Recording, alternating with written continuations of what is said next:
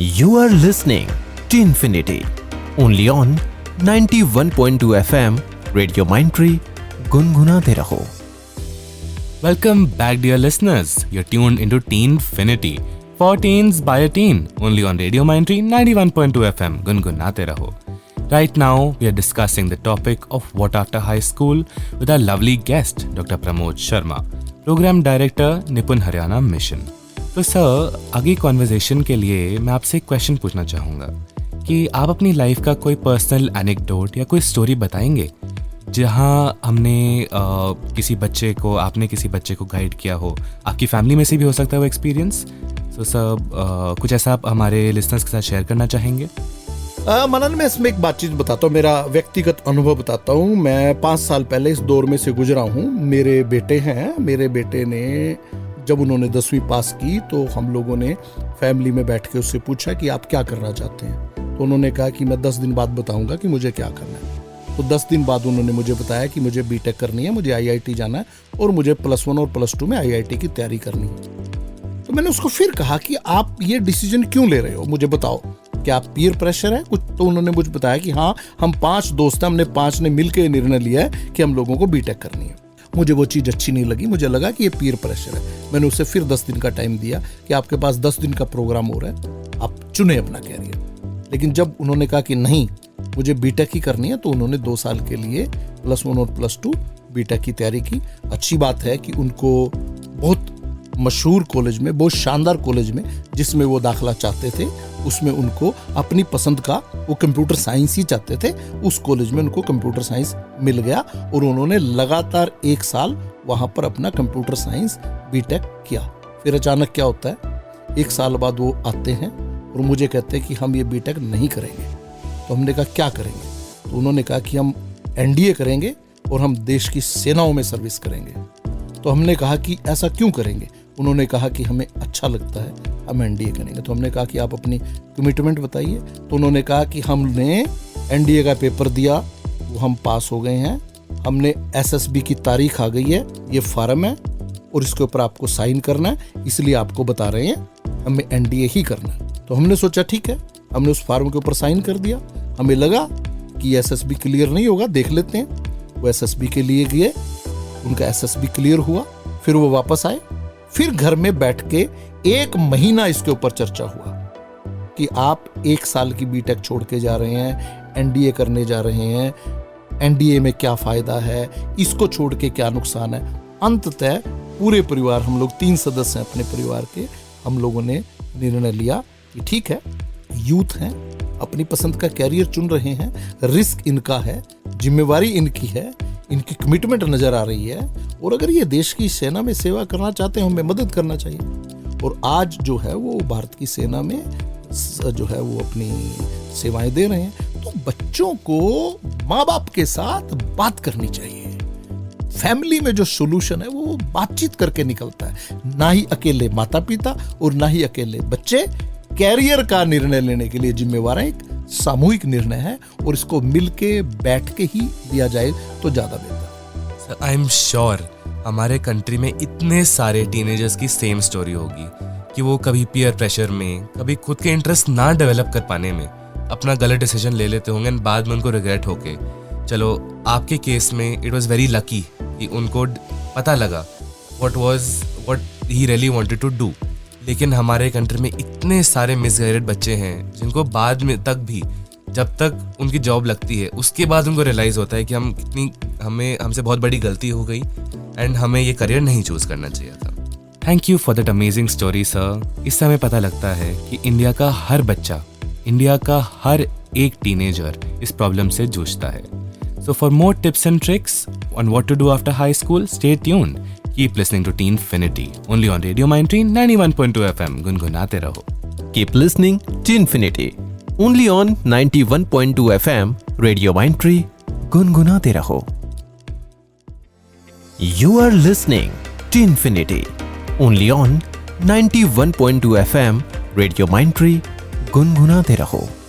Welcome back, dear listeners. You're tuned into Teenfinity, for teens by a teen, where we discuss real talks, real issues, and real solutions. Sir, हमारी conversation अब आगे बढ़ाने के लिए मैं एक question पूछता हूँ कि हर बच्चे की अपनी एस्पिरेशंस होती हैं, उनका अपना गोल होता है। तो इन द एंड कितने बच्चे अपनी जो एस्पिरेशन है वहाँ तक पहुँच पाते हैं? तो उसके डेटा पर कुछ एलैबोरेट कर सकते हैं हमारे लिसनर्स के लिए? देखिए, मैं आपको बताता हूँ, एक डाटा है और वो डाटा ये बताता है कि हिंदुस्तान में सिर्फ 7% लोग हैं जो अपनी पसंद के प्रोफेशन में काम कर रहे हैं। ओनली 7%। That's very astonishing. सिर्फ 7% लोग हैं जो वो बनना चाहते थे और वो बने और अपनी पसंद के प्रोफेशन में है।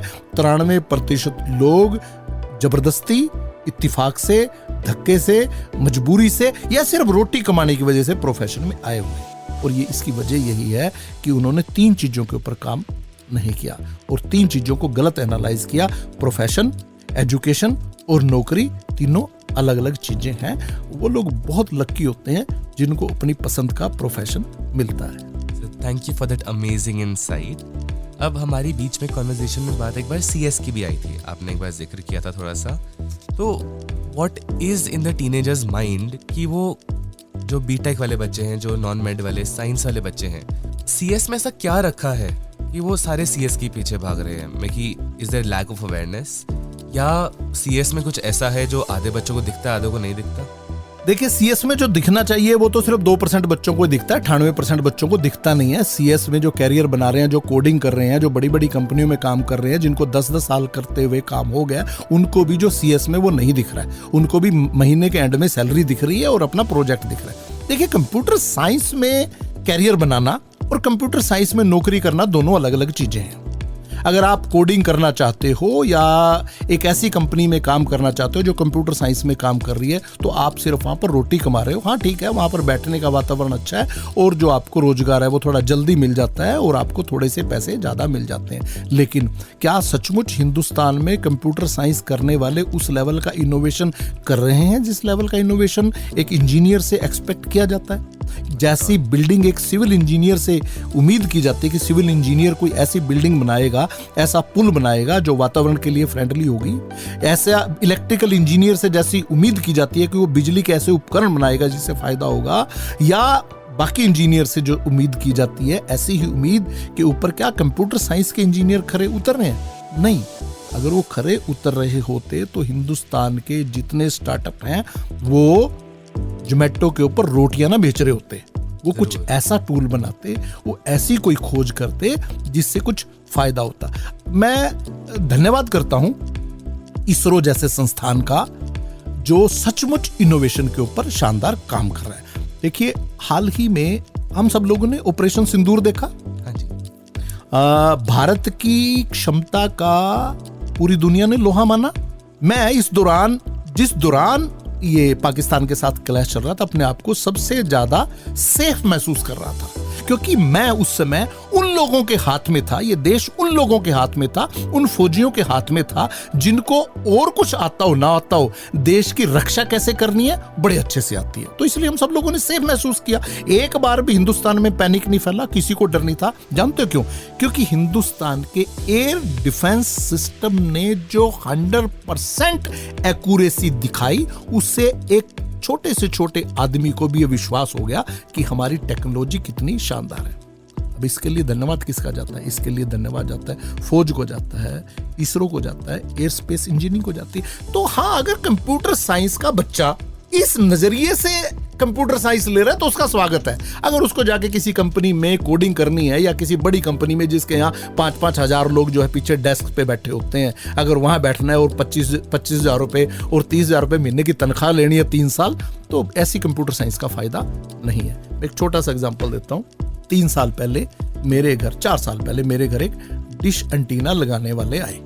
तो वो 3 लड़के थे, तो तीनों के पास अलग अलग काम था। उसके अंदर एक लड़का था जो सीढ़ी लगा के जिसने ड्रिल किया और गिट्टी लगाई और तार लगाई।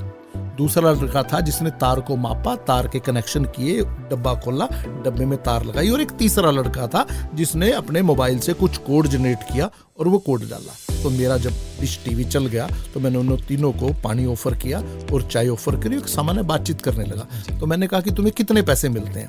तो वो जो एक लड़का था वो कहता, सुनो सर, मैं बताता हूं कितने पैसे में। मैं ITI पास हूं, मैंने 10वीं के बाद ITI की, मैं ITI पास हूं और मुझे सर 25,000 रुपए महीना मिलता है।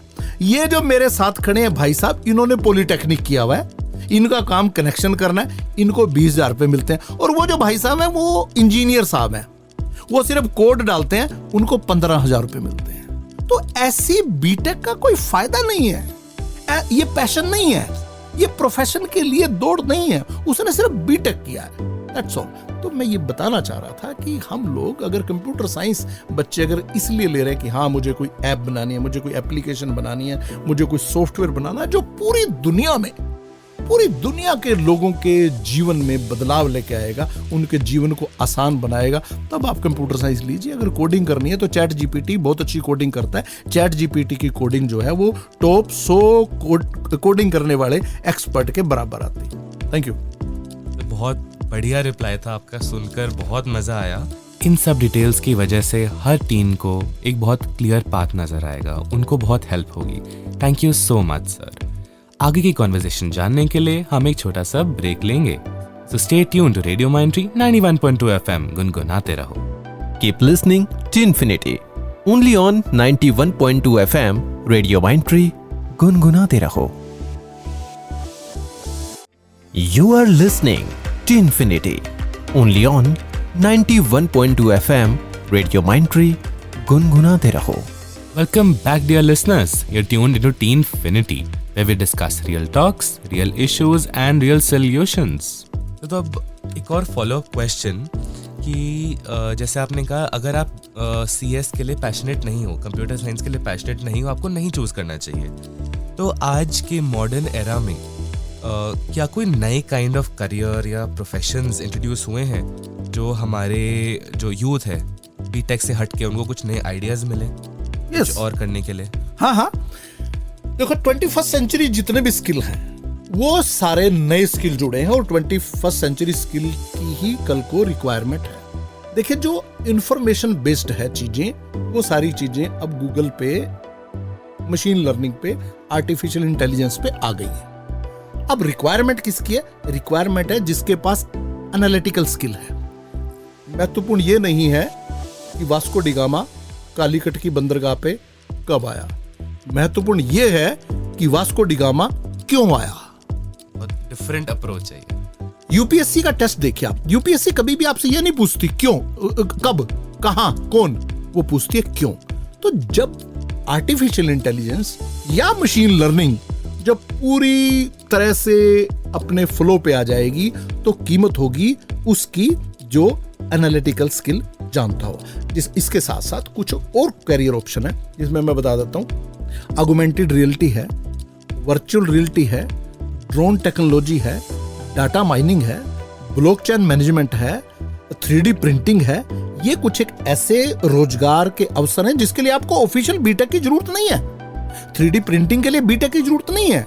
ये एक तो ये कैरियर है। दूसरे कैरियर है हॉस्पिटैलिटी एंड मैनेजमेंट, जो है वो बहुत बड़ा कैरियर ऑप्शन है। हेल्थ केयर बहुत बड़ा कैरियर ऑप्शन। मेंटल वेलबींग को लेके जो बच्चे मेंटल वेलबींग के कैरियर को अपना लेंगे अगले 50 साल तक ये कैरियर काम करेगा, क्योंकि जब लोगों का काम आर्टिफिशियल इंटेलिजेंस से होना शुरू हो गया है, जब लोगों के पास समय बच गया है, तो वो समय उनको कहां लेके जा रहा है जानते हो? उस समय उनको लेके जा रहा है अवसाद की ओर, डिप्रेशन की ओर। तो यहां पर मेंटल वेलबींग बहुत रोल प्ले करेगी। योगा, मेडिटेशन बहुत बड़ी चीज है। देखिए जब सभी प्रश्नों के उत्तर मिल जाते हैं तो एक प्रश्न उभरता है कि मैं कौन हूं, मैं क्यों हूं। तो मैं कौन हूं और मैं क्यों हूं का जो उत्तर है वो मेंटल वेलबींग में है। तो ये कुछ एक कैरियर ऑप्शन है जिसके ऊपर बच्चों को बात करनी चाहिए। सस्टेनेबल डेवलपमेंट जो है वो बहुत बढ़िया कैरियर है। रिसाइकलिंग बहुत शानदार कैरियर है। इस समय रीयूज, रिसाइकिल जो है, इससे बढ़िया कोई कैरियर नहीं हो सकता। छोटे से छोटे शहर में भी अगर आप किसी कबाड़िये को देखो तो कबाड़िया कभी भी घाटे में नहीं जाता।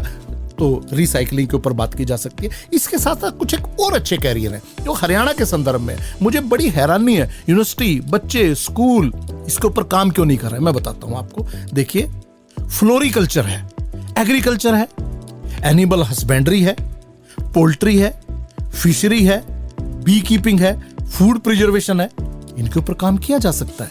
एक्सोटिक वेजिटेबल की ग्रोइंग का इतना बड़ा बाजार है, आप अंदाजा नहीं लगा सकते।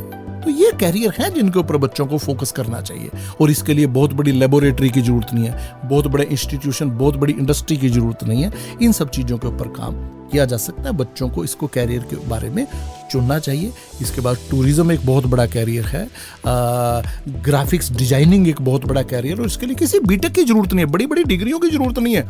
फूड प्रिजर्वेशन के लिए आपको कोई बहुत बड़ी डिग्री नहीं चाहिए, आपको एनिमल हस्बेंड्री के लिए, फ्लोरिकल्चर के लिए, पोल्ट्री के लिए कोई बहुत बड़ी डिग्री नहीं आपको चाहिए। गांव में, क्षेत्र में, आपके पास जहां भी जमीन है, आप अच्छा इससे रोजगार कमा सकते हो। तो मैं चाहता हूं बच्चों को इन चीजों की तरफ आना चाहिए। इसके बाद एक और कैरियर है, कनाडा क्यों जाते हैं लोग?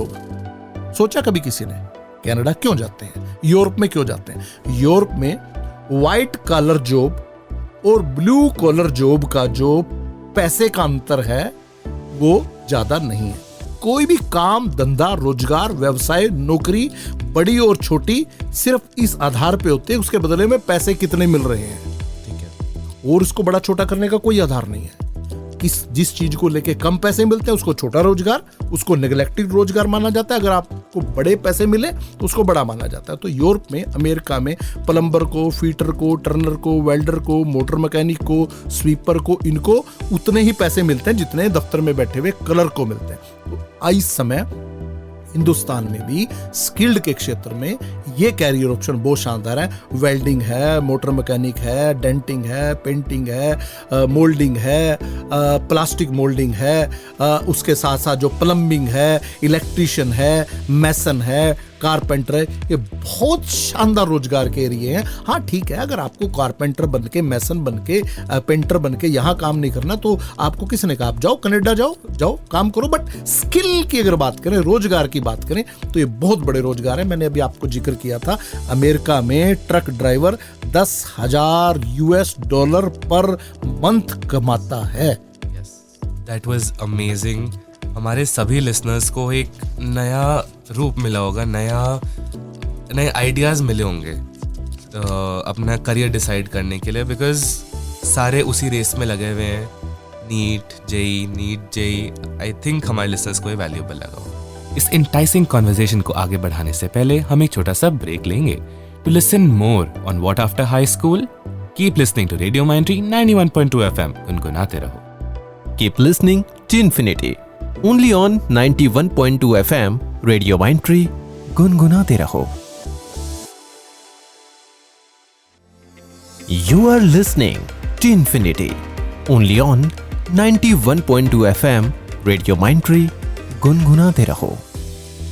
Welcome back, dear listeners. You're tuned into Teenfinity, only on Radio Mindtree 91.2 FM. गुनगुनाते रहो, where we discuss real talks, real issues, and real solutions. So moving on, society में एक बहुत पॉपुलर ओपिनियन है, ह्यूमैनिटी स्ट्रीम सिर्फ उन बच्चों को ऑप्ट करनी चाहिए जो थोड़े से लेस केपेबल हैं।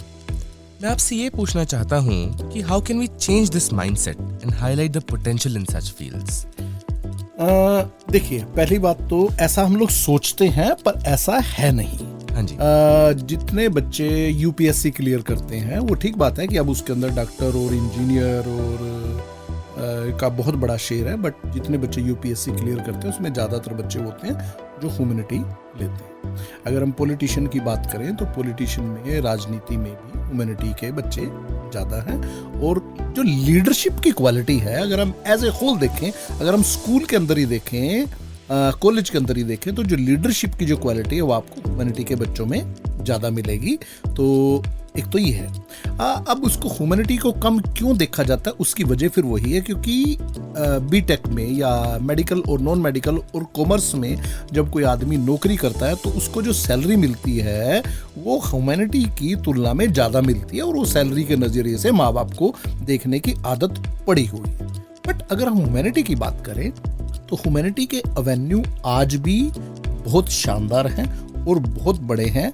दिलजीत दोसांझ है, जितना बड़ा शो दिलजीत करता है या जितना बड़ा शो अरिजीत करते हैं या बाकी लोग करते हैं, और जितनी दुनिया उनको सुनने जाती है, क्या कोई इंजीनियरिंग बैकग्राउंड का आदमी कुछ इंजीनियरिंग में इतना बड़ा प्रदर्शन करता है? एक म्यूजिशियन के आगे, एक सिंगर के आगे, एक राइटर के आगे, एक पोएट के आगे, एक थिएटर आर्टिस्ट के आगे, एक पेंटर के आगे, एक स्कल्पचर बनाने वाले के आगे ये चीज़ें बहुत फीकी हैं। मैं कहीं पढ़ रहा था, एक महिला ने लिखा कि आर्टिफिशियल इंटेलिजेंस और चैट जीपीटी मेरे लिए पेंटिंग बना रहा है, मेरे लिए म्यूजिक बना रहा है, ये नुकसानदायक है। मैं चाहती हूँ कि आर्टिफिशियल इंटेलिजेंस और मशीन लर्निंग मेरी किचन में मेरे बर्तन साफ करे और मेरे घर में पोछा लगाए ताकि मेरा समय बचे और मैं पेंटिंग बना सकूं, क्योंकि मशीन पेंटिंग नहीं बना सकती। तो ह्यूमैनिटी बहुत बड़ी चीज है, बहुत ऊपर की चीज है। मेडिकल और नॉन मेडिकल से माता पिता डॉक्टर, इंजीनियर, ब्यूरोक्रेट और टेक्नोक्रेट बना रहे हैं। और बच्चों के जब नंबर आते हैं तो माँ बाप प्रदर्शन करते हैं, मेरे बच्चे के 100% आए, मेरे बच्चे के 90% आए। और जब हम इन बच्चों से बात करते हैं, बच्चे क्या बताते हैं जानते हो? मैं 18 घंटे पढ़ता था, मैंने 18 घंटे पढ़ के 99% 100% नंबर लिए। कौन सा तीर मार दिया आपने 18 घंटे पढ़ के? आप इस समाज की, सोसाइटी की कौन सी सेवा कर लोगे आप 18 घंटे पढ़ के? नहीं, ये ह्यूमन डेवलपमेंट नहीं है। मैं सचमुच उस दिन खुश होऊंगा जिस दिन हम एक नया श्याम बेनेगल बनाएंगे, जिस दिन हम बच्चे बनाएंगे जो गुलजार साहब के जैसा लिखेंगे, जिस दिन हम बच्चे बनाएंगे जो मुंशी प्रेमचंद जी जैसा साहित्य लिखेंगे, जिस दिन हम ऐसे बच्चों का निर्माण करेंगे जो गीतांजलि के जैसी कविताएं लिखेंगे, जो हरिवंश राय बच्चन जी के जैसा साहित्य लिखेंगे, जो अच्छे कवि होंगे, अच्छे संगीतकार होंगे, जो अच्छा म्यूजिक बनाएंगे, जो अच्छा म्यूजिक बजाएंगे। मैं यहाँ किसी का महिमा मंडन नहीं करना चाहता, बट मेरा ऐसा मानना है कि ह्यूमैनिटी में से लोगों ने जितनी तरक्की की है हिंदुस्तान में, उतनी तरक्की टेक्निकल कोर्सेज में से नहीं की। ये माइंडसेट माँ बाप को चेंज करना पड़ेगा। हालांकि राष्ट्रीय शिक्षा नीति ने इसमें बहुत महत्वपूर्ण योगदान दिया है। अगर आप एनईपी को अच्छे से पढ़ें तो एनईपी में कहा है कि अब math is not a god now, science is not a god now. Music लेने वाला, ड्राइंग लेने वाला, पेंटिंग लेने वाला सब्जेक्ट भी उतना ही महत्वपूर्ण है जितना साइंस और मैथमेटिक्स है। तो दुनिया में, ये दुनिया 7 रंगों की बनी हुई है। अगर इसमें से एक रंग भी कम हो जाएगा तो दुनिया बेनूर हो जाएगी। ह्यूमैनिटी भी उन रंगों का हिस्सा है। Thank you. Very well said, sir. And with that, we come to the end of another eye-opening episode of Teenfinity. आज सर ने हमें बहुत कुछ बताया, लेकिन बहुत कुछ बताना बाकी है अभी। तो stay tuned for the next episode next week. Also, I proudly announce that Teenfinity, for teens by a teen, has its own helpline or query number, where teens or anybody who ever has any queries can share them. Even anonymously would do, and we'll forward them to the respective experts and try to find a solution. The number is 9996781018. 9996781018. So stay tuned, dear listeners, because the conversation's gonna get more interesting. See you next week.